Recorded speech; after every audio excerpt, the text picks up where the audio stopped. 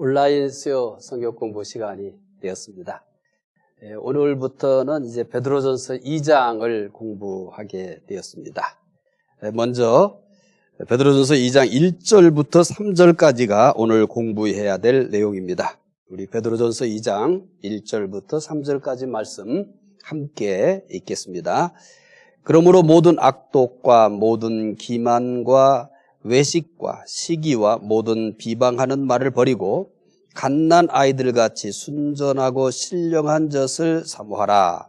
이는 그로 말미암아 너희로 구원에 이르도록 자라게 하려 함이라. 너희가 주의 인자심을 맛보았으면 그리하라. 아멘. 오늘부터 이제 베드로전서 2장 1절부터 2장 1절부터 3절까지 말씀 공부하는데, 오늘 구강 제목은 성장해야 할 신앙이라는 제목으로 공부를 하겠습니다. 먼저 지난주에 공부했던 8강 복습하는 시간을 먼저 갖겠습니다. 첫 번째 질문이 흩어진 나그네들은 어떻게 살아야 합니까? 라는 질문이었습니다. 이 질문에 대한 답은 베드로전서 1장 22절입니다. 베드로전서 1장 22절이죠. 흩어진 나그네는 사랑하며 살아야 합니다. 그러면 어떻게 사랑해야 될 것인가를 네 가지로 소개했었습니다. 먼저 첫 번째는 거짓 없이 사랑해야 합니다. 두 번째는 마음으로 사랑해야 합니다. 세 번째는 뜨겁게 사랑해야 합니다. 네 번째는 서로 사랑해야 합니다. 두 번째 질문은 사랑하며 살아야 할 이유가 무엇입니까? 이것은 베드로전서 1장 23절의 답이 있죠. 거듭났기 때문에 사랑하며 살아야 합니다. 세 번째 질문, 믿는 사람들은 무엇으로 거듭났습니까? 우리가 왜 사랑하며 살아야 됩니까? 라고 하는 질문이 뭐였냐면 거듭났기 때문에 사랑하며 살아야 합니다 였습니다. 그렇다면 믿는 사람들은 무엇으로 거듭났습니까? 이 질문에 대한 답 역시 베드로전서 1장 23절이죠. 믿는 사람들은 말씀으로 거듭났습니다. 첫 번째, 말씀은 살아있기 때문에 사람을 거듭나게 합니다. 두 번째, 말씀은 항상 있기 때문에 거듭나게 합니다. 이게 지난 8강 복습이었습니다. 지난주까지 이제 베드로전서 1장 공부를 마쳤고요. 오늘부터는 베드로전서 2장 1절부터 3절까지 제9강 성장해야 할 신앙, 이런 제목으로 공부하도록 하겠습니다. 같은 날 태어난 강아지가 두 마리가 있습니다. 한 마리는 아주 잘 먹습니다. 근데 다른 한 마리는 먹이를 잘 못 먹어요. 한 달이 가고 두 달이 가고 이렇게 시간이 간 다음에 두 마리의 강아지는 어떨까요? 똑같을까요? 똑같지 않습니다. 같은 날 태어났지만 두 달이 지난 후에는 다릅니다. 왜 다를까요? 잘 먹는 강아지가 더 잘 컸기 때문입니다. 신앙도 이와 같다고 하면 어떨까요?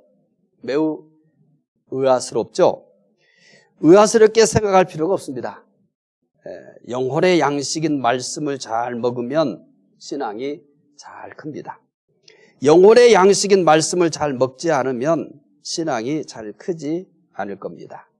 성경은 우리의 신앙이 성장하도록 독려합니다.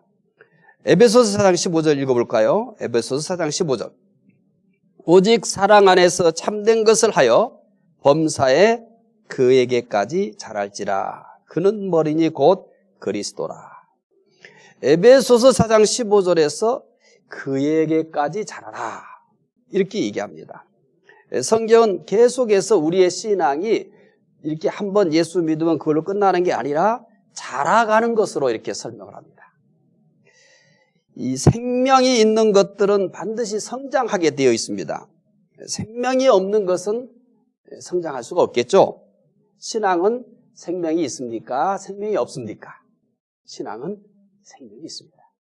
믿음은 생명이 있습니다. 따라서 신앙이 성장하는 것은 당연합니다.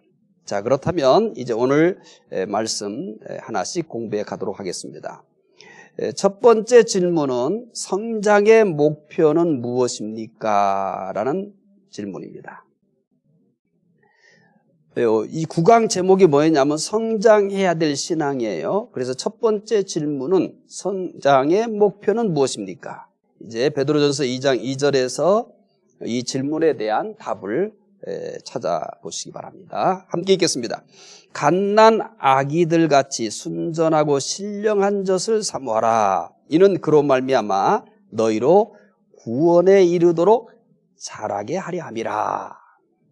성장의 목표를 발견하셨습니까? 성장의 목표는 구원에 이르도록 자라는 겁니다. 근데 이 말씀은 조금 우리가 신경을 써야 될 부분이에요. 성장의 목표는 구원에 이르도록 자라는 것이다. 이렇게 설명을 했잖아요.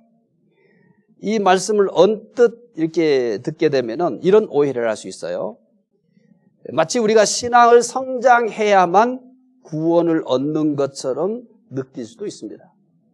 그러나 이 말씀은 이미 구원을 받은 자가 아직 완성되지 않는 구원 사이에서 이미 받은 구원과 아직 완성은 안 됐잖아요. 그러니까 이미 구원은 받았는데 아직 구원이 완성이 되지 않았어요. 그래서 이미 받은 구원과 아직 완성되지 않은 그 사이에서 우리는 끊임없이 이 완성된 구원에 이르기까지 신앙이 자라가야 한다는 겁니다. 그러니까 신앙이 자라야 구원을 받는 게 아니에요. 이미 구원을 받았어요. 그런데 아직 구원이 완성이 안 됐어요. 우리는 그래서 이미 구원받은 것과 아직 완성이 되지 않은 이 사이에서 신앙생활을 하고 있는 거거든요. 그래서 이미 우리 구원 받았어요. 이미 구원 받았어요. 그런데 아직 완성이 안 됐거든요. 그래서 이 완성을 향해서 우리의 신앙이 끊임없이 자라가야 한다는 거죠. 이거를 신앙이 자라간다 이렇게 얘기했는데 조금 다른 말로 표현을 한다면 우리가 계속해서 거룩해지는 거죠. 거룩해지는 거예요. 더 성화되어지는 것입니다. 그러니까 성화되는 것의 구체적인 모습은 뭐냐? 이렇게 거룩해지는 것의 구체적인 모습은 뭐냐라고 얘기한다면 예수님을 닮는 겁니다. 그것이 우리가 거룩해지고 또 우리의 신앙이 자라간다라고 했을 때 가장 우리가 이렇게 구체적으로 볼 수 있는 것은 예수님을 닮아가는 것이다라고 할 수 있습니다. 자, 성장의 목표는 구원에 이르도록 자라가야 한다. 이 베드로전서 2장 2절 그대로 표현하면 그래요. 그러면 어떻게 해야 신앙이 성장할 수 있습니까? 이제 우리는 베드로전서 2장 1절부터 3절까지 공부하는 첫 번째가 문제가 해결됐죠. 첫 번째는 신앙의 성장의 목표가 뭐냐? 성장의 목표는 구원에 이르도록 자라는 거야 된다. 그렇다면 이제 두 번째 문제는 신앙 성장을 위해서 이제 우리는 어떤 것들이 필요한가라고 하는 겁니다. 신앙 성장을 위해서 첫 번째 이제 다루려고 하는 것은 물론 지금 우리는 베드로전서를 공부하니까 특히 이제 오늘부터는 2장을 공부하니까 2장 1절부터 3절에서 보여주고 있는 내용을 중심으로 공부하는 거예요. 그러니까 신앙 성장을 위해서 오늘 본문이 1절부터 3절까지 전체 성경을 대표해서 말씀한다고 보기는 어렵습니다. 이 말씀은 베드로가 흩어진 나그네들에게 편지를 쓰면서 여러분들이 신앙 성장을 하기 위해서 이렇게 해야 됩니다라고 하는 제한된 그 내용이라고 보시면 되겠습니다. 자, 신앙 성장을 위해서 첫 번째는 버려야 할 것이 무엇입니까? 버려야 할 게 있다는 거죠. 먼저 신앙 성장을 위해서는 버려야 할 것이 있습니다. 이것은 마치 어린 아이들이 건강하게 자라는데 장애가 되어지는 것들을 피해하는 것과 똑같아요. 어머니들은 어린 아이들이 소화를 시킬 수 없는 음식이라든지 아니면 건강에 해가 되는 음식들은 뭐 하죠? 피합니다. 피해요. 아이가 자라는 데 있어서 이 음식을 먹고 지금 이 아이로서는 이걸 소화를 시킬 수 없어요. 그러면 이런 음식은 그 아이에게는 안 맞는 거예요. 그래서 이것은 피해야 되는 겁니다. 또 건강에 도움이 되지 않는 음식도 많잖아요. 그래서 이것도 역시 피해야 되는 겁니다. 이렇게 어린 아이들의 건강에 도움이 되지 않는 음식들은 피해야 돼요. 충분히 아이들에게는 도움이 되지 않는 음식들이 굉장히 많습니다. 또 어린 아이들에게는 아직은 이 소화를 시킬 수 없는 음식들도 있어요. 그래서 이런 것들은 피해야 하는 것처럼 우리의 신앙 성장을 위해서도 피해야 할 것이 있다는 거죠. 그러면 이제 이 피해야 될 것에 대해서 어떻게 얘기하는지 2장 1절 이렇게 얘기합니다. 2장 1절은 읽어보겠습니다. 그러므로 모든 악독과 모든 기만과 외식과 시기와 모든 비방하는 말을 버리고라고 얘기를 했어요. 여기서는 이제 버리고라고 표현을 했어요. 그러니까 신앙 성장을 위해서 이제 베드로전서 2장 1절은 제일 먼저 뭐부터 얘기하냐면 신앙 성장을 위해서 피해야 될 것, 그러니까 버려야 될 것을 얘기하고 있죠. 여기서 버리고라고 하는 것은 옷을 벗는다라고 할 때 사용하는 그 단어예요. 옷을 벗는다라고 할 때 쓰는 그런 단어입니다. 자, 새 옷을 입기 위해서는 어떻게 해야 됩니까? 헌 옷을 벗어야 되겠죠. 또 더럽혀진 옷을 빨기 위해서도 옷을 벗어야 되겠죠. 우리가 신앙 성장하기 위해서는 벗어버려야 될 것이 있어요. 버려야 될 것이 있어요. 새 옷을 입기 위해서 벗는 것처럼, 더럽혀진 옷을 빨기 위해서 벗는 것처럼 우리의 신앙을 성장하기 위해서, 우리의 신앙이 성장하기 위해서는 이렇게 옷을 벗는 것처럼 그렇게 버려야 될 것이 있다는 거죠. 그러면 첫 번째 버려야 될 것 이렇게 얘기합니다. 첫 번째는 악독을 버려야 합니다. 2장 1절 읽어보겠습니다. 그러므로 모든 악독과 모든 기만과 외식과 시기와 모든 비방하는 말을 버리고 이렇게 얘기했죠. 제일 먼저 버려야 될 것이 뭐라고 얘기하냐면 베드로는 흩어진 나그네들에게 성장하기 위해서는 모든 악독을 버려야 한다라고 얘기합니다. 악독이라고 하니까 조금 이렇게 금방 와닿지 않죠. 이 악독을 좀 더 이해하기 쉽도록 하면은 남을 해치려는 나쁜 마음이에요. 남을 해치려고 하는 나쁜 마음. 이것을 간단하게 표현해서 악독이다 이렇게 번역을 한 겁니다. 우리는 자신의 이익을 위해서라면 남을 해치는 것도 주저하지 않는 사회를 살아가고 있습니다. 또 때로는 이런 경우도 있어요. 남을 이해한다고 하는 것도 사실은 많은 부분이 남을 이해한다고 이렇게 하지만 남을 이해한다고 하는 이런 행동들에도 사실은 많은 부분이 이해관계가 있어요.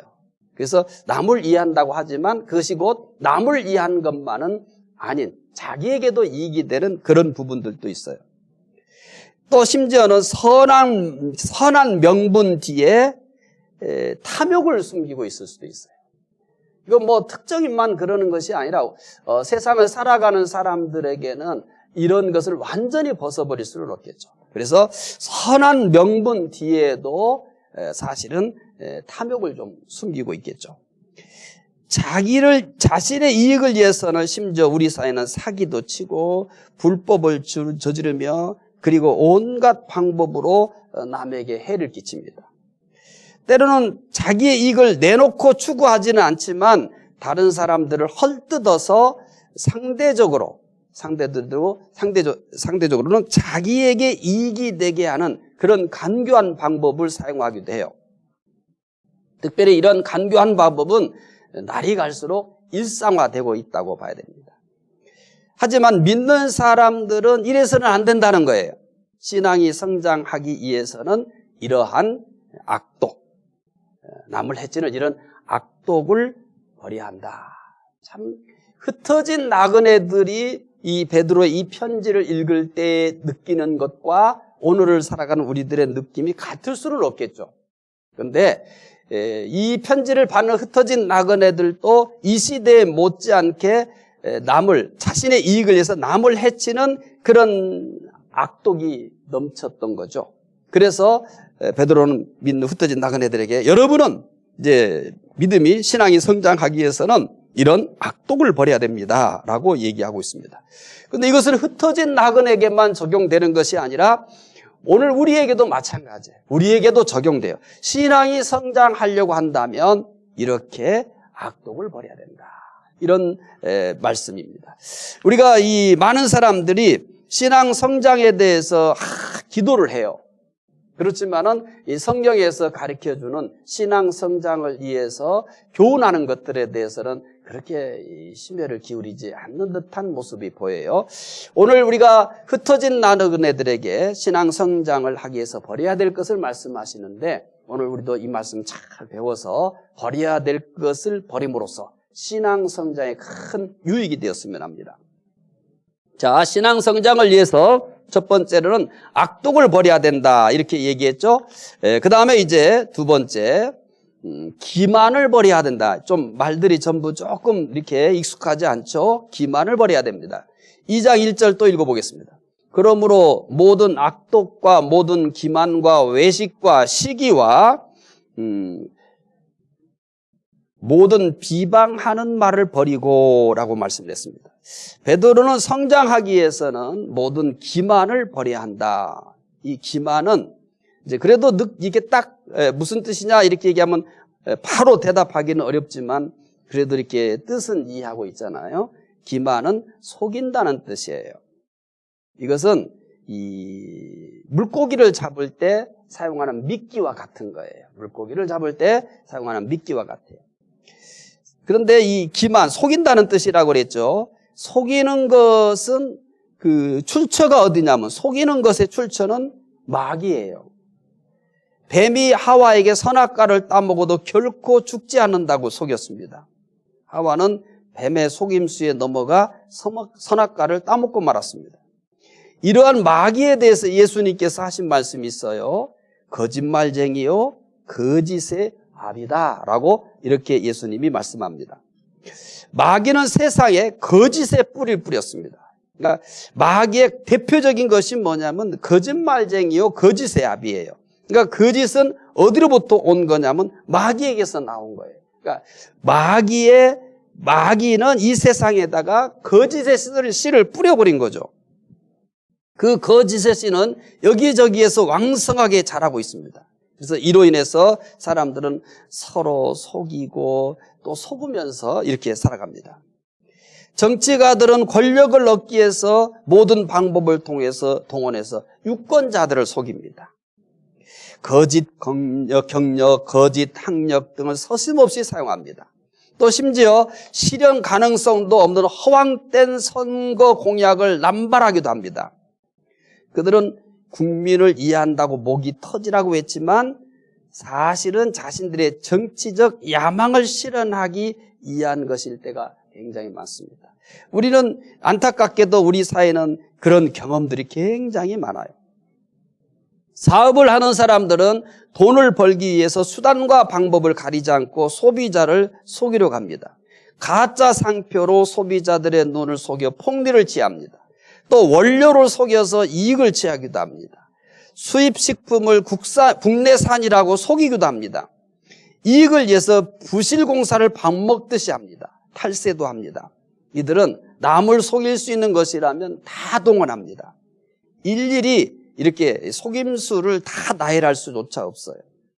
세상이 다 그래도 믿는 사람은 뭐 하지 말라고 하냐면 기만을 버리라, 속이지 마라, 이렇게 말씀을 하고 있는 겁니다. 믿는 사람은 사실 거짓의 옷을 벗고 진실의 옷을 입고 살아야 합니다. 그래야만 우리의 신앙이 험한 세상에서도 계속 자랄 수가 있습니다. 자, 신앙 성장을 위해서 버려야 될 것이 있다고 그랬죠. 악독을 버려야 되고요. 악독이라는 건 남을 해치려고 하는 나쁜 생각이에요. 그 다음에 기만, 즉 속이는 것을 버려야 돼요. 또 버려야 될 것이 있습니다. 세 번째는 외식을 버려야 합니다. 신앙 성장에 대해서 베드로전서 2장은 먼저 버려야 될 것들부터 얘기를 하고 있어요.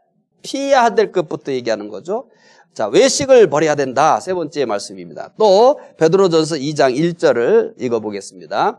그러므로 모든 악독과 모든 기만과 외식과 시기와 모든 비방하는 말을 버리고 라고 했습니다. 베드로는 신앙 성장을 위해서 이제는 외식을 버리라 이렇게 얘기합니다. 외식이라는 것은 이제 다른 말로 표현을 하면은 좀 더 쉬운 말로 표현하면 위선을 뜻해요. 외식이란 위선을 뜻해요. 좀 더 우리가 이 단어를 구체화시킨다면 이런 거예요. 연극 배우에 대해서 사용하는 거예요. 연기하는 거예요. 연극 배우에 대해서 사용하는 거예요. 연극 배우는 자신의 마음과 상관없이 말하고 행동해요. 그는 청중을 위해서 대본대로 말할 뿐입니다. 외식이란 바로 그런 거예요. 사람들의 좋은 평판을 위해서 자신의 참모습을 숨기고 무대에 연극 배우처럼 멋진 연기를 하면서 삽니다. 외식의 연기를 가장 잘한 연극 배우들이 있죠. 누굴까요? 바리새인들과 서기관들입니다. 그들은 지상에서 가장 뛰어난 연극 배우와 같아요. 그들이 연극을 얼마나 잘했으면 당시 사람들이 다 속았습니다. 그 당시 사람들은 그들의 연기에 깜짝같이 속았어요. 왜냐하면 당시 사람들은 그 사회에서 가장 존경할 사람들, 가장 경건한 사람들이 누구라고 생각했냐면 바리새인들과 서기관들이라고 생각했기 때문입니다. 오늘 이 사회도 외식의 연기를 얼마나 잘하느냐에 따라서 출세가 결정되기까지 합니다. 정직한 사람보다 겉모술수가 뛰어나 남의 눈을 속이는 외식의 연기를 잘하며 줄서기를 잘하는 사람이 어쩌면 더 잘 되는 사회인지도 몰라요. 사회가 다 그래도 믿는 사람들은 뭐라고 얘기하죠? 외식을 버려라 이렇게 얘기합니다. 예수님께서 외식하는 자를 가장 싫어합니다. 마태복음 23장 27절부터 28절 함께 읽어보겠습니다. 화 있을진저 외식하는 서기관들과 바리새인들이여 해칠한 무덤 같으니 겉으로는 아름답게 보이나 그 안에는 죽은 사람의 뼈와 모든 더러운 것이 가득하도다. 이와 같이 너희도 겉으로는 사람에게 옳게 보이되 안으로는 외식과 불법이 가득하도다. 예수님께서 바리새인들에게 서기관들에게 하신 말씀이잖아요. 회칠한 무덤 같다. 이 겉으로는 아름답게 보이나 그 안에는 죽은 사람의 뼈와 모든 더러운 것이 가득하다라고 얘기합니다. 특히 외식과 불법이 가득하다라고 이렇게 얘기합니다. 신앙 성장에 있어서 꼭 버려야 될 것이 있어요. 바로 무엇을 벗어야 돼요? 외식의 옷을 버려야 됩니다. 우리의 모습 그대로 하나님께 나가는 연습이 필요해요. 하나님께서는 우리의 모습 그대로를 가장 기쁘게 해요. 자꾸 우리를 꾸미고 거짓된 모습으로 나를 위장하는 것은 하나님이 가장 싫어해요. 그래서 서기관과 바리새인들을 향해서 예수님께서 아주 우리가 이보다 더 강하게 질타한 경우가 없습니다. 신앙 성장을 위해서 반드시 외식, 위선을 버려야 합니다. 신앙 성장을 위해서 이제 버려야 될 것 세 가지가 소개됐죠. 악독을 버려야 되고 기만을 버려야 되고 외식을 버려야 합니다. 이제 또 버려야 될 것이 있어요. 네 번째는 시기를 버려야 한다. 2장 1절 읽어보겠습니다. 그러므로 모든 악독과 모든 기만과 외식과 시기와 모든 비방하는 말을 버리고, 베드로는 신앙 성장을 하기 위해서는 시기를 버려야 한다라고 말합니다. 시기라는 것은 남이 잘 되는 것을 받아들이지 못해요. 시기는 남이 잘 되는 것을 받아들이지 못하는 겁니다. 우리말에 이런 말이 있잖아요. 사촌이 땅을 사면 배가 아프다. 이 말은 우리가 익숙한 말이잖아요. 시기가 무엇인가를 가장 쉽게 잘 설명해 주는 말이에요. 시기는 남이 잘 되는 것을 받아들이지를 못해요. 다른 사람에 대해서 항상 나쁜 감정을 품고 있습니다.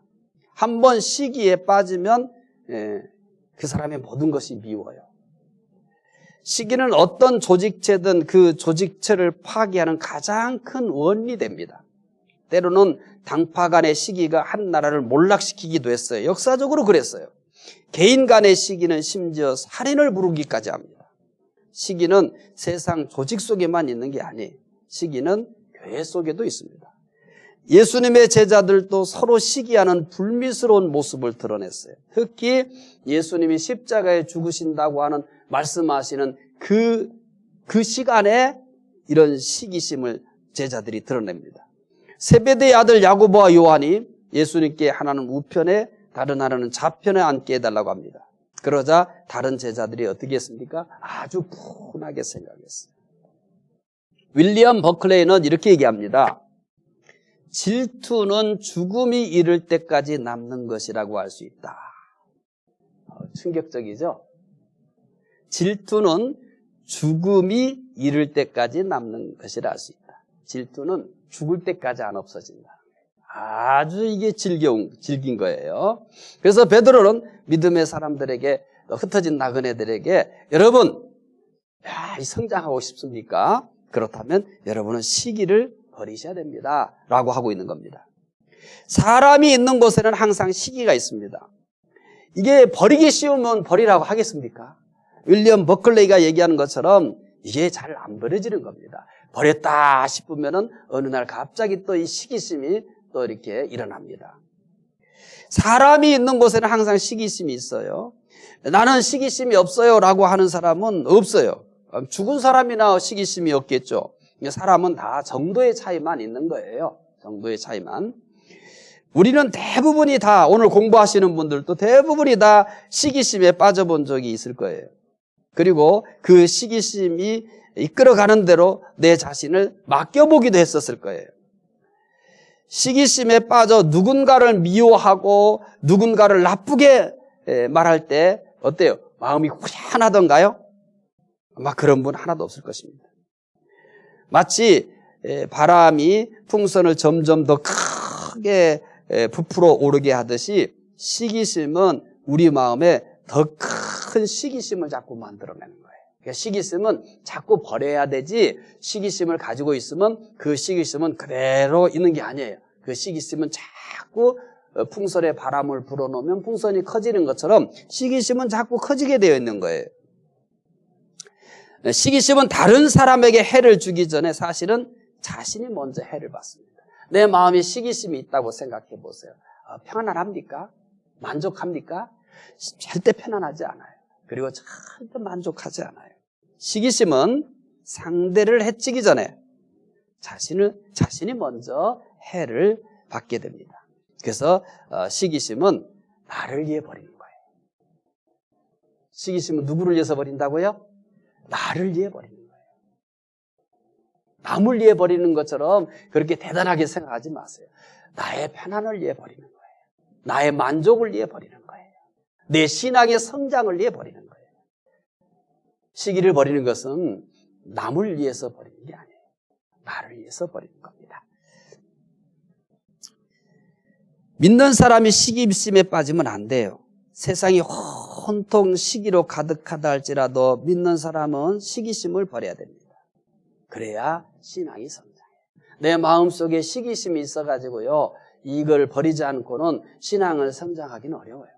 내가 버린 만큼 신앙이 성장한다고 생각하시면 됩니다. 신앙 성장을 위해서 버려야 할 것이 있다고 그랬죠? 자, 4가지 소개했어요. 기억하시죠?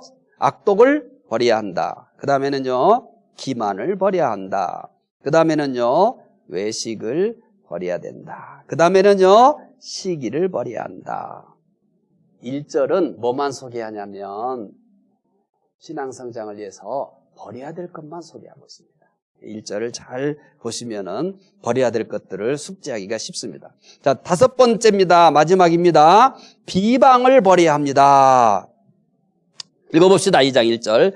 그러므로 모든 악독과 모든 기만과 외식과 시기와 모든 비방하는 말을 버리고, 그러니까 신앙 성장을 위해서 베드로전서 2장 1절은 제일 먼저 여러분 버리세요. 버려야 될 것이 있어요 라고 말을 해요. 그러면서 마지막으로 버려야 될 것을 소개하고 있는 것이 뭐냐면 비방을 버려야 합니다. 베드로는 신앙 성장을 위해서 모든 비방을 버려야 한다 이렇게 얘기합니다. 비방은 상대방이 없는 곳에서 헐뜯는 것을 말해요. 상대방이 없는 곳에서 헐뜯는 것을 말해요. 우리가 즐기는 것 가운데 빠지지 않는 것은 다른 사람을 헐뜯는 거예요. 다 한 번쯤 경험해 봤을 거예요. 우리가 즐기는 것 가운데 하나가 뭐냐면 다른 사람을 헐뜯는 거예요. 사실 다른 사람을 칭찬하는 말을 듣는 것은 듣긴 합니다만 그렇게 많지 않아요. 그러니까 누군가를 서로 대화를 할 때 누군가 다른 사람, 이 자리에 없는 사람을 칭찬하는 것을 우리가 더 많이 들었습니까? 누군가를 헐뜯는 말을 더 많이 들었습니까? 물론 때로는 칭찬하는 말도 들어요. 그 자리에 없는 사람인데 참 그 사람 괜찮은 사람이라고 이렇게 칭찬하는 말을 들을 때도 있어요.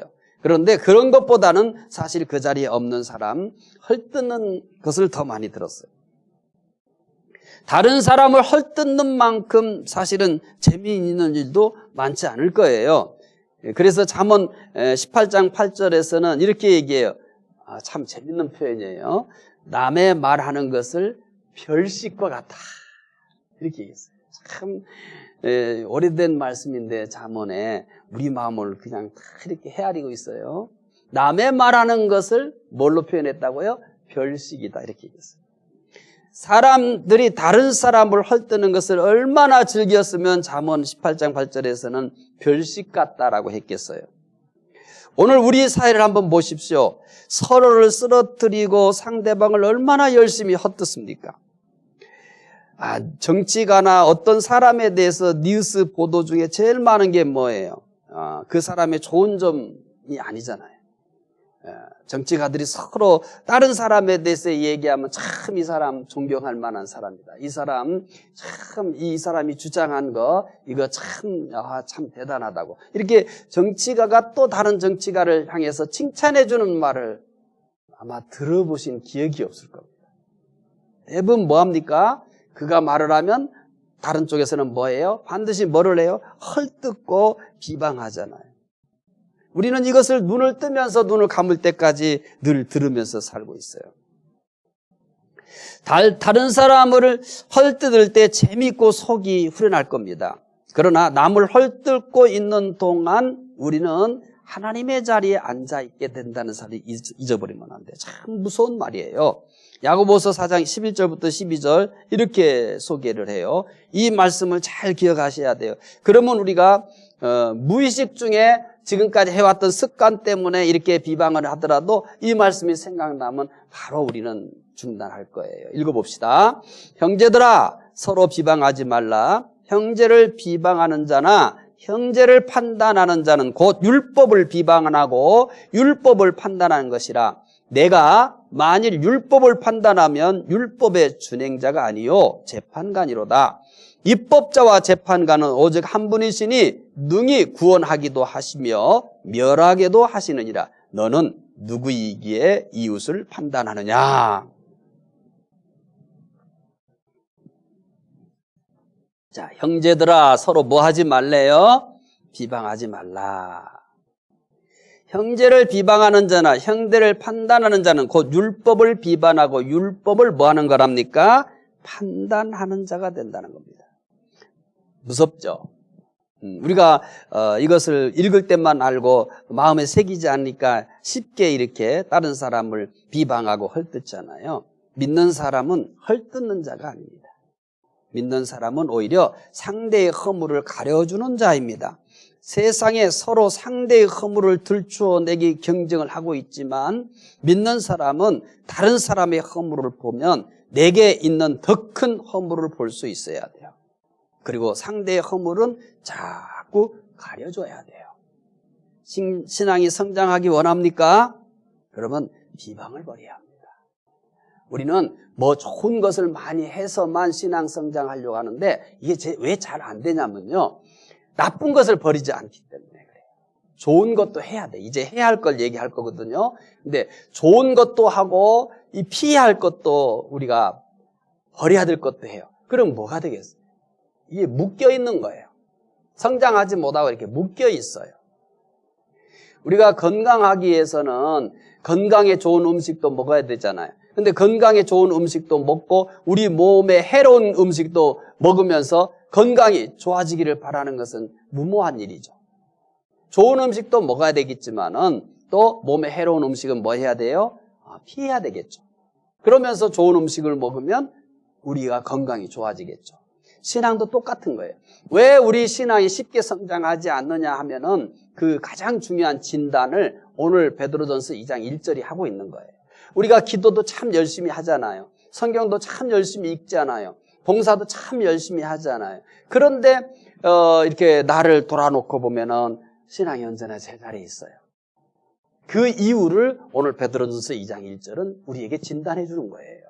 그게 뭐라는 거예요? 왜 내가 이렇게 성경을 읽고 내가 이렇게 기도도 성실하게 하고 봉사도 나름대로 열심히 하는데 왜 내가 이렇게 5년 전 나나 그렇게 큰 차이가 없을까? 10년 전에 나와 그렇게 큰 차이가 없을까? 그 가장 중요한 이유는 이 신앙 성장에 해로운 것들을 버리지 않고 그대로 하면서 신앙 성장을 위한 노력도 함께 하니까 결국은 신앙이 성장하지 못하고 이게 묶여 있는 거예요.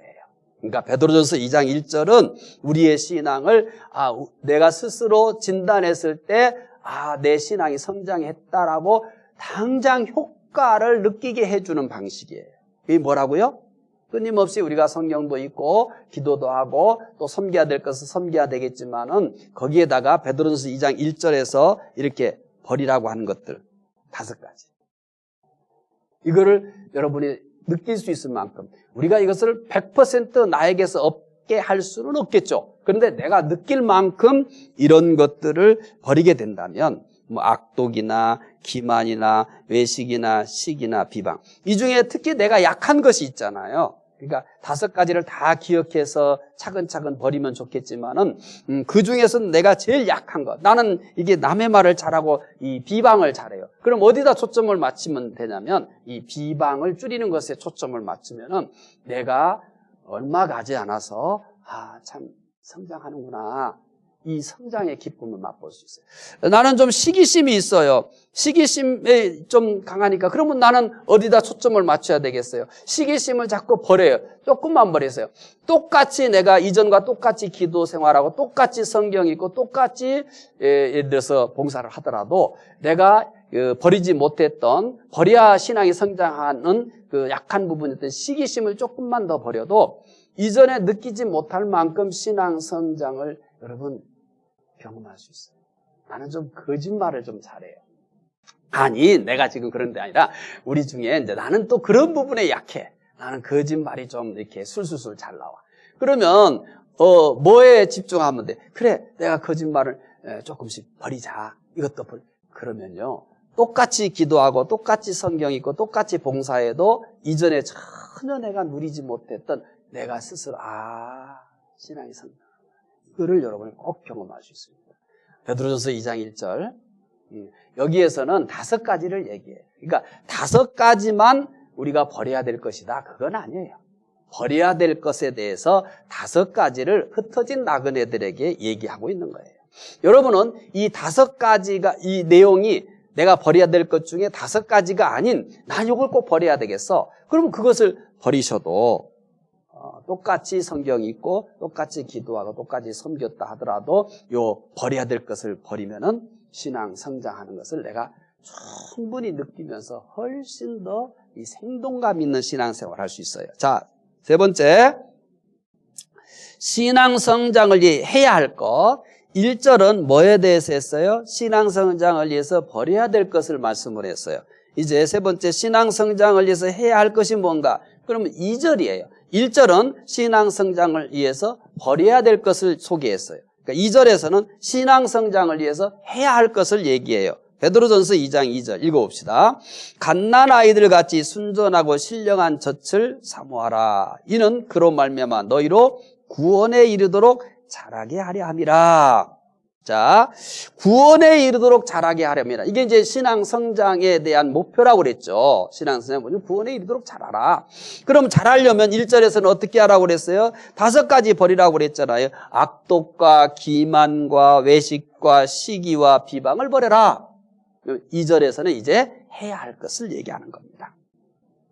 자, 신앙이 성장하려면 갓난아이들 같이 순전하고 신령한 젖을 사모해야 합니다. 갓난아이들이 어머니의 젖을 어떻게 사모합니까? 갓난아이들은 배가 고프면 때와 장소를 가리지 않습니다. 아무 때나 아무 데나 어떻게 해요? 젖을 달라고 합니다. 배고파서 젖을 달라고 하는 아이를 달랠 길이 없습니다. 아이가 달라고 하는 젖을 주어야만 합니다. 믿는 사람들은 순전하고 신령한 젖을 이렇게 사모하라.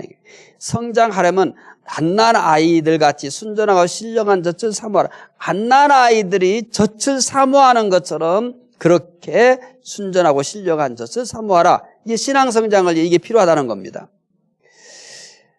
부렁스럽게도 이 병들어 식욕을 잃은 아이처럼 이 순전하고 신령한 젖에 대해서 식욕을 잃은 사람들도 많아요. 아이가 먹지 않을수록 어떻게 되겠어요? 기진맥진해집니다. 결국은 자신의 몸만져 지탱하지 못하게 될 거예요. 우리도 마찬가지입니다. 영적으로 식욕을 잃어 순전하고 신령한 젖을 먹지 않으면요, 시간이 갈수록 기진맥진해요. 뭐 믿음은 버리지 않겠지만은요, 그 안에 영적인 뜨거움이나 주님에 대한 사모함이나 교회에 대한 사모함이나 성도들에 대한 섬김, 이게 여기서 막 일어나질 않아요. 예수를 믿기는 하지만 그 안에 신앙이 살아서 역동하는 모습을 볼 수가 없다는 거죠. 결국 다른 사람을 섬기거나 봉사한 것은 제쳐놓고 자신의 신앙마저도 이걸 지탱하기가 참 어려워요. 혹시 지금 베드로전서 공부하는 분들 가운데 이렇게 기진맥진해 있는 사람이 있다면 가장 큰 이유 중에 하나가 뭐냐면 영적인 식욕을 잃은 거예요. 식욕이 없어도 억지로 아이에게 엄마는 어떻게 해요? 음식을 먹이잖아요. 그래야 어떻게 했어요? 기운을 유지할 수 있잖아요. 지금 아무것도 내키지 않지만 억지로라도 순전하고 신령한 젖을 먹어야 돼요. 입맛 없다고 절대 안 먹고 있으면 어떻게 되겠어요? 자꾸 힘이 없잖아요. 그러니까 입맛이 없어도 억지로라도 자꾸 먹으면 어떻게 해요? 예, 조금 힘들 수도 있어요. 소화가 잘 안 될 수도 있어요. 그래도 안 먹는 것보다 자꾸 먹다 보면은 다시 식욕을 회복할 수 있고 또 원기도 회복할 수가 있어요. 영적으로도 똑같아요.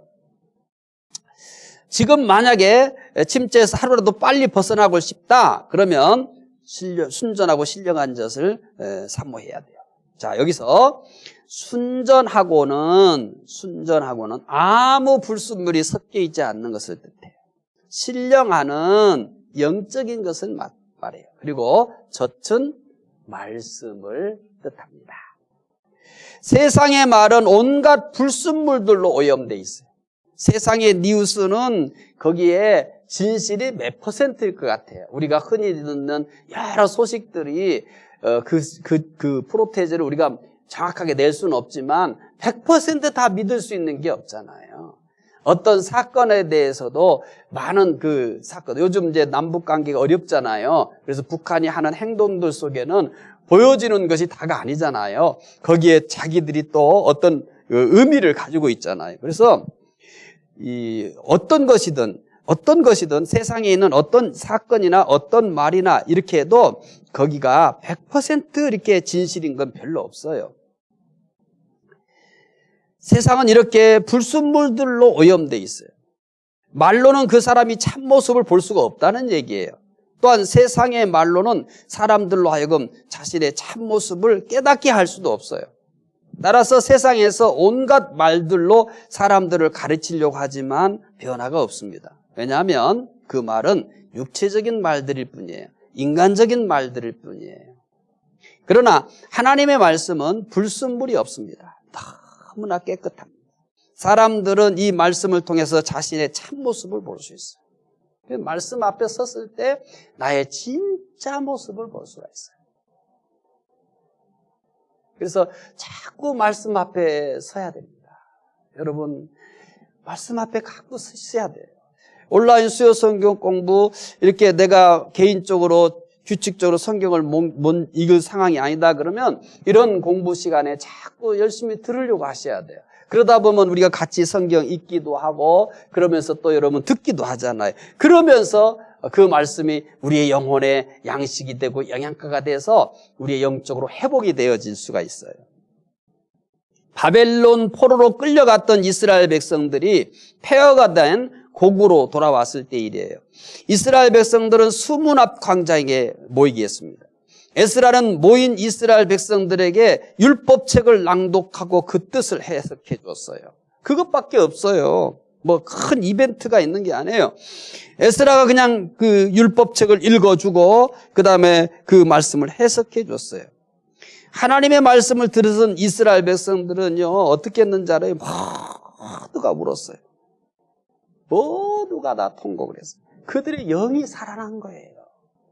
그냥 하나님의 말씀을 읽고 그것을 해석해 줬는 거예요. 근데 그 말씀이 그 순전한 말씀이기 때문에, 신령한 말씀이기 때문에 그 말씀을 듣는 사람들이 거기서 놀라운 회개의 역사들이 일어난 거예요. 베드로가 예루살렘에서 전도할 때도 비슷한 일이 일어났습니다. 베드로가 모인 사람들에게 말씀을 증거하자 사람들은 우리가 어찌 알고 하면서 회개했어요. 말씀은 불순물이 하나도 없는 영적인 것이기 때문에 사람들을 변화시킵니다. 오늘도 말씀을 사모하는 사람들에게는 이런 놀라운 일들이 계속 일어날 거예요. 자, 사모하다는 뜻이 뭘까요? 사모한다. 자, 순전하고 신령한 젖을 사모하라 그랬어요. 순전한 거 설명했잖아요. 아무 불순물이 섞여 있지 않다는 거. 신령한 영적인 것이라는 것을 소개했잖아요. 젖, 이건 말씀을 의미한다고 그랬잖아요. 사모하다, 이거 사모하다는 애타게 갈망하다라는 뜻이에요. 애타게 갈망하다. 마치 사막에서 애타게 물을 찾듯이 갈망하는 겁니다. 여러분, 사막에서 애타게 물을 찾듯이 그렇게 갈망해요. 목말라 보셨잖아요. 근데 물을 쉽게 얻을 수 없어요. 그러면 얼마나 애가 타겠어요?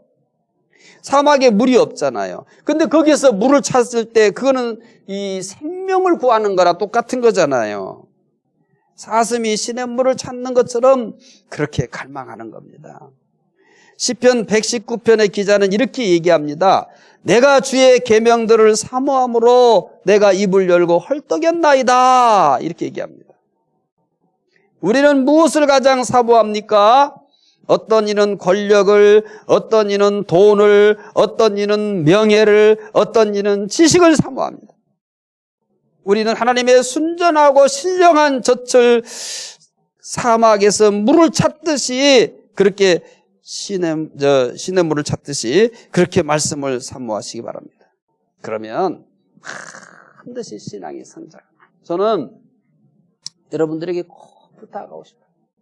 말씀을 사모하십시오.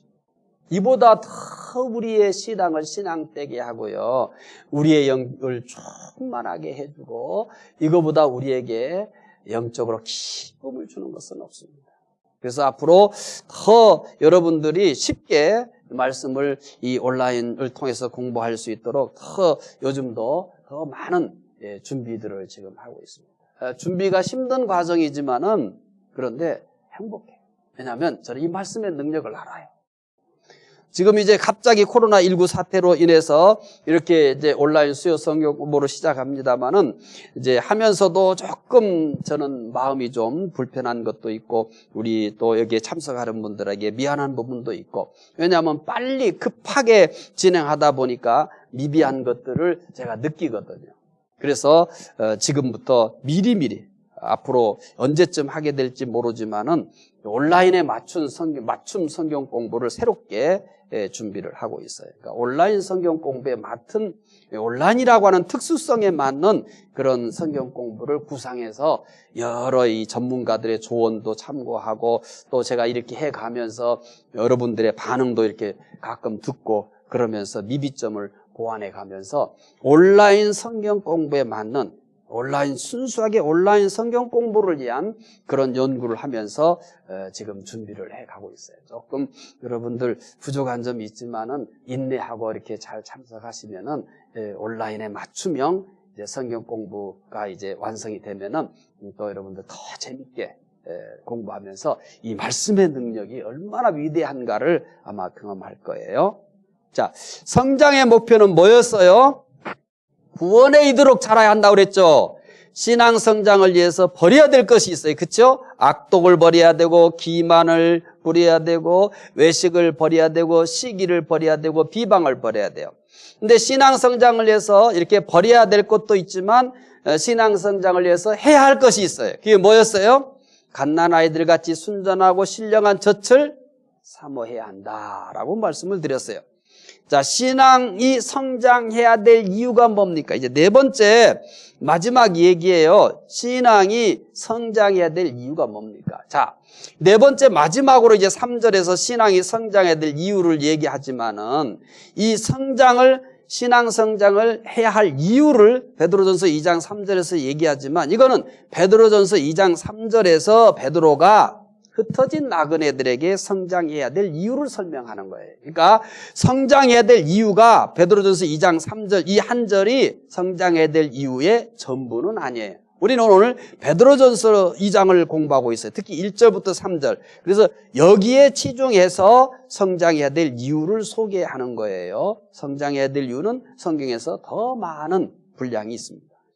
자, 이제 신앙이 성장해야 될 이유 2장 3절 마지막 절 읽으면서 찾아봅시다. 읽겠습니다.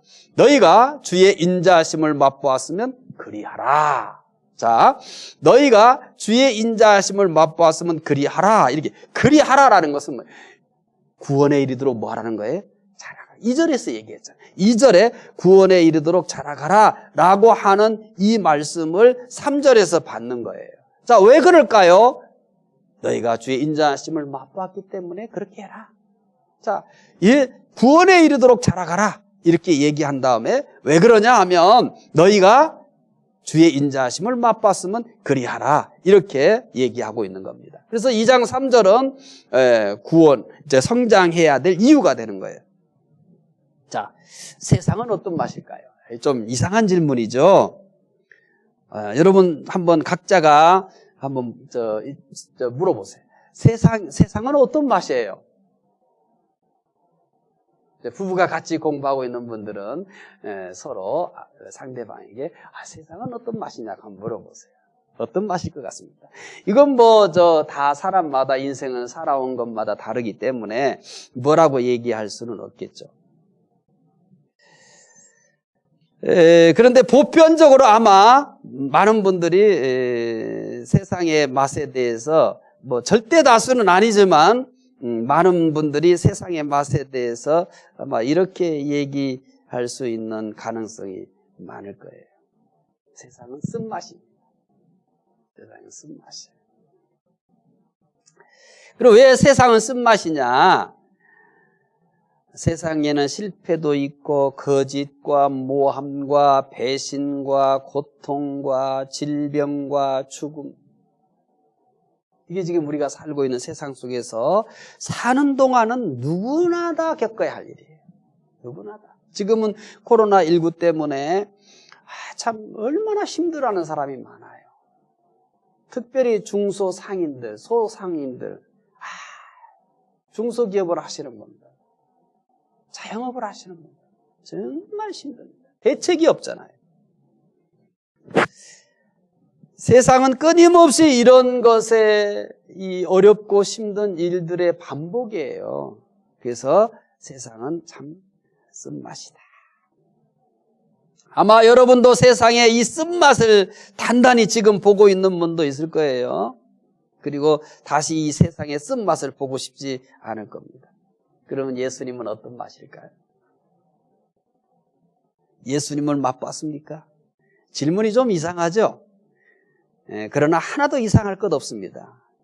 왜냐하면 예수님을 맛본 분은 알아요. 본문에서 예수님의 맛을 소개해요. 자, 뭐라고 소개하죠? 너희가 주의 인자하심을 뭐 했으면요? 맛보았습니다. 주님의 맛은요, 인자하심이에요. 인자하심. 이게 다른 말로 표현하면 사랑이죠. 하나님이 세상을 이처럼 사랑하사.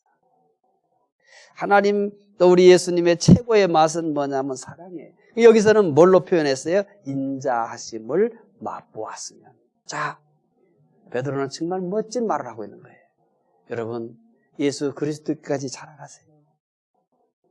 여러분이 우리 주님의 인자하심을 맛봤으면 그렇게 해야 되는 거예요. 이렇게 얘기하는 거예요. 가늠하다 잡힌 여인을 사람들은 모두가 다 어떻게 했어요? 돌로 죽여야 된다고 생각을 했습니다. 그러나 예수님은 그녀를 용서해 주셨습니다. 그 여인은 예수님의 인자하심을 맛봤습니다. 세리와 사마리아 사람들은 유대인들로부터 사람 취급을 받지 않았습니다. 사람 취급을 받지 못했어요. 그러나 예수님은 그들을 천국 백성으로 영접했습니다. 세리와 사마리아인들도 예수님의 인자하심을 맛봤습니다. 예수님과 함께 십자가에 매달렸던 강도 사람들로부터는 사형을 당했으나 예수님께로부터는 낙원을 허락받았습니다. 그는 십자가에서 예수님의 인자하심을 맛봤습니다. 우리도 예수님의 인자하심을 맛봤습니다. 저도 예수님의 인자하심을 맛봤습니다. 오늘도 새벽에도 그의 인자하심을 맛봤습니다. 오늘도 하루 종일 살면서 주로 뭐 하겠습니까? 말씀 연구하고 또 이것저것 미래를 위해서 준비하고 그러잖아요. 예수님의 인자하심을 맛봤습니다. 오늘 하루도 참 행복했던 것은 뭐 여러 과정들이 힘들기도 하고 신경 쓰이기도 하고 그러지만 그래도 순간순간 예수님을 맛보기 때문에 참 좋아요. 너무너무 좋아요. 우리가 지금까지 살 수 있었던 것은 우리가 예수님의 인자하심을 맛보면서 살고 있기 때문입니다. 허물과 죄로 죽었던 우리를 살리시고 하나님의 자녀 삼아주시는 것은 도저히 표현할 수도 헤아릴 수도 없는 그분의 인자하심 아닙니까? 우리의 신앙이 성장해야 될 이유가 있습니다. 예수님의 인자하심을 맛봤잖아요. 나를 대신해서 십자가에 죽으시는 그분의 인자하심을 맛봤잖아요. 외아들마저도 아낌없이 이 세상에 나를 위해서 보내신 그 인자하심을 맛봤잖아요. 예수님의 인자하심을 맛봤기 때문에 신앙이 성장해야 합니다. 예수님의 인자하심을 맛봤기 때문에 신앙은 성장해야 합니다. 지금까지 이제 저도 뭐 성경을 붙들고 사는 사람 아닙니까? 뭐 새벽에도 성경, 아침에 출근해서도 성경, 밥 먹고 점심 먹고 또 성경, 항상 성경 붙들고 사는 거 아니에요? 근데 참 이 말씀은 준비할 때도 은혜였는데요. 지금도 참 제 마음에는 주체할 수 없는 은혜예요. 네가 왜 성장해야 되느냐? 흩어진 나그네들에서 여러분 왜 성장해야 되느냐? 여러분 예수님의 인자하심을 맛봤지 않냐? 이것은 무슨 여러분 율법이 아니에요. 의무가 아니에요. 그분의 인자하심을 맛봤는데 어떻게 내가 성장하지 않고 주저앉아 있겠어요? 예수님의 인자하심을 맛봤는데 어떻게 여러분 버려야 될 것들을 못 버리겠어요? 여러분 의무감 가지고 하면 안 돼요. 예수님의 인자하심을 맛봤기 때문에 베드로는 흩어진 나그네들에게 여러분 예수 그리스도의 인자하심을 맛본 사람들이 아닙니까? 그러니까 예수 그리스도까지 자라가야 합니다 라고 이렇게 얘기하고 있는 거죠. 이제 9강 복습합시다. 성장의 목표는 무엇입니까? 성장의 목표는 구원에 이르도록 자라는 것입니다. 신앙 성장을 위해서 버려야 될 것이 뭡니까? 첫째는 악독을 버려야 합니다. 1절의 말씀입니다. 두 번째는 기만을 버려야 됩니다. 세 번째, 외식을 버려야 됩니다. 네 번째, 시기를 버려야 합니다. 다섯 번째, 비방을 버려야 됩니다. 2장 1절은 우리가 신앙 성장을 위해서 버려야 될 것을 5가지 얘기했어요. 2절은 신앙 성장을 해야 할 것이 있어요. 그것이 뭐예요? 갓난 아이들 같이 순전하고 신령한 젖을 사모한다라고 하는 겁니다. 왜 성장해야 합니까? 예수님의 인자하심을 맛봤기 때문에 성장해야 합니다. 여러분, 신앙 성장해야 될 새로운 이유, 지금까지 그냥 쉽게 지나쳤던 이유 뭐예요? 예수님의 인자하심을 맛봤기 때문에 우리는 구원에 이르기까지 자라가야 됩니다. 예수 그리스도께까지 자라가야 됩니다. 우리가 예수 그리스도의 인자하심을 과거에도 맛봤고 지금도 맛보고 그리고 우리가 주님 오시는 그날까지도 끊임없이 그 주님의 인자하심을 맛보며 살 겁니다. 그러니 어떻게 성장하지 않을 수 있겠습니까? 오늘 이 온라인 수요 성경 공부를 하고 계시는 여러분도 다 예수 그리스도의 그 인자하심을 맛본 분들이라고 믿습니다. 그러니 신앙이 성장해야 되지 않겠습니까? 기도하겠습니다. 하나님, 우리가 신앙이 꼭 성장해야 되는데 성장해야 될 가장 중요한 이유는 예수님의 인자하심을 맛봤기 때문이라고 합니다. 하나님, 우리 모두는 과거에도 예수 그리스도의 인자하심을 맛봤고 지금도 예수 그리스도의 인자하심을 맛보며 살고 있고 마지막 그날까지도 예수 그리스도의 인자하심을 맛보게 될 것입니다. 우리의 신앙이 자라갈 수 있게 도와주시옵소서. 구원에 이르도록 자라갈 수 있게 도와주시옵소서. 그러기 위해서는 악독과 기만과 외식과 시기와 비방을 버릴 수 있게 해주시고 갓난 아이와 같이 순전하고 신령한 젖을 사모할 수 있게 도와주시옵소서. 감사하며 예수님 이름으로 기도드리옵나이다. 아멘.